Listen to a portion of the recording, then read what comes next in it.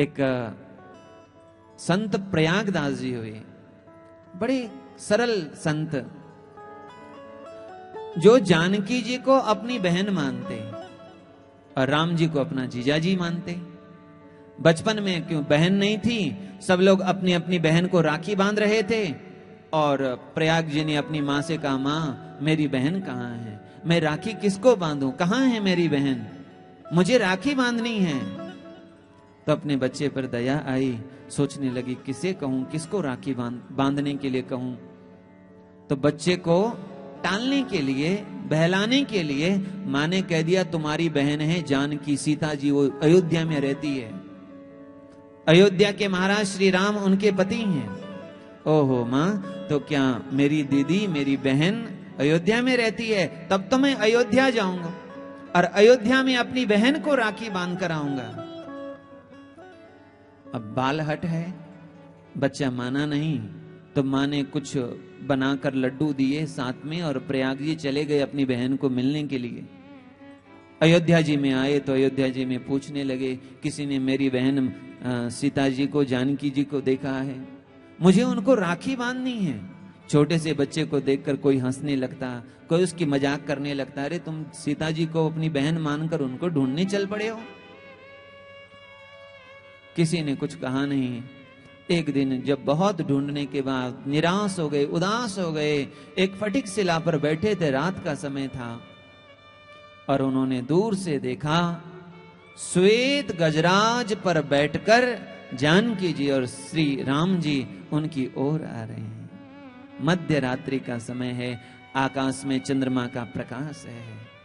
प्रयाग जी ने देखा कोई आ रहे होंगे, यहाँ के कोई राजा होंगे, कोई रानी होगी, कोई विशेष होंगे। जैसे नजदीक आए, वह हाथी से, श्वेत गजराज से हाथी से नीचे उतरकर जानकी जी अपने भाई की ओर आई और भाई को गले से लगाया, अपनी गोदी में बिठाया। जानकी जी ने सुंदर श्वेत वस्त्र लाए थे, वह अपने भाई को दिए हैं, और प्रयाग जी ने वह जो माँ ने लड्डू भेजे थे वह दी है, राखी बांधी है। माता जानकी जी ने और राम जी ने उनके संबंध को स्वीकार किया। अब वापस घर नहीं गए, अब अयोध्या जी में ही रहे।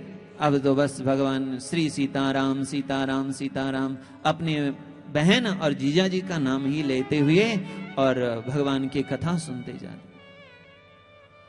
जहां कथा होती, राम कथा होती, बैठ जाते राम कथा सुनने। जरा देखिए, एक रूपता देखिए। एक जगह भावमयी कथा हो रही थी, उन्होंने सुना मेरी बहन और मेरे जीजाजी गए हैं चित्रकूट में, 12 वर्ष तक भगवान चित्रकूट में रहे। वह चित्रकूट गए हैं, 14 वर्ष के वनवास में गए हैं, बस उन्होंने इतनी कथा सुनी। अब वह सोचने लगे मेरी बहन चित्रकूट में है, वन में रहती है, घास के ऊपर सोती हैं, कितनी सुकोमल हैं, उनके चरणों में पादुका नहीं है, क्यों ना मैं अपनी बहन को जीजाजी के लिए और उनके छोटे भाई के लिए चरण पादुका ले जाऊं। प्रयाग जी ने 3 चरण पादुका बनाई, एक अपनी बहन के लिए, एक अपनी जीजाजी के लिए और एक लक्ष्मण जी के लिए, और 3 खटिया बनाई।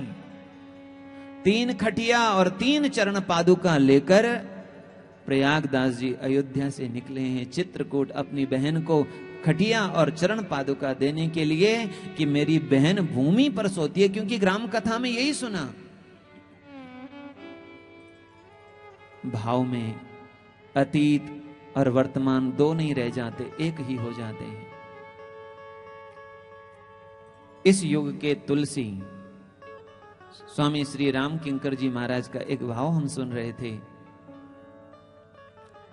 एक जगह श्री सीताराम जी के विवाह की तैयारी हो रही है। एक भगत ने श्री सीताराम जी के विवाह का उत्सव रखा है, बड़ा सा मंडप बनाया जा रहा है, सजाया जा रहा है। किसी व्यक्ति ने आकर उनसे पूछा, भैया तुम ये जो उत्सव कर रहे हो, श्री सीताराम जी का विवाह कर रहे हो, आखिर विवाह कराने की जरूरत क्या पड़ी?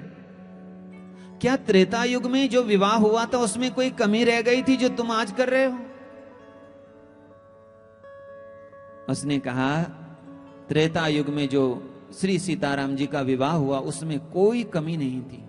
महाराज जनक ने और महाराज दशरथ ने कोई कमी नहीं छोड़ी थी, किसी चीज की वहां कोई कमी नहीं थी, पर बस एक ही कमी थी, वहां पैसे की कमी नहीं थी, लोगों की कमी नहीं थी, भाव की कमी नहीं थी, प्रेम की कमी नहीं थी, उत्साह की कमी नहीं थी, बस एक कमी थी। सामने वाले ने आश्चर्य से पूछा, क्यों, क्या कमी थी? तो उन्होंने कहा, वहां मैं नहीं था। विवाह तो खूब भव्य हुआ, देवता आए, ब्रह्मा जी आए, भगवान शिव आए, माता पार्वती आई, माता सरस्वती आई, सब आए, लेकिन वहां मैं नहीं था, बस यही कमी रह गई है। आज श्री सीताराम जी का विवाह करके उस विवाह में मैं सम्मिलित हो जाऊंगा तो मेरा मनोरथ पूर्ण हो जाएगा। लेके चले गए चित्रकूट में, वन में गए, खटिया और चरण पादुका रखकर याद करने लगे।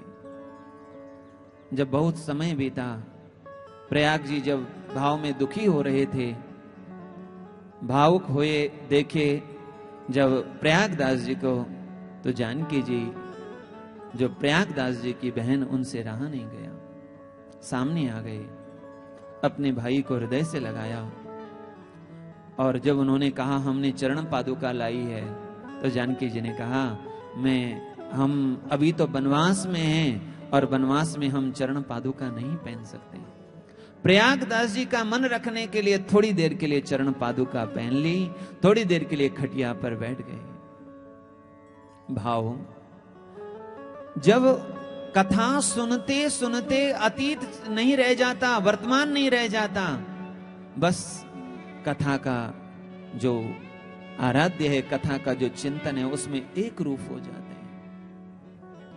और जब तक हम वैसे हो ना जाएं, तब तक कथा सुनते रहें, या आलयम पिबता, जब तक श्वास है, प्राण है, तब तक पीते रहें इस कथा रस को।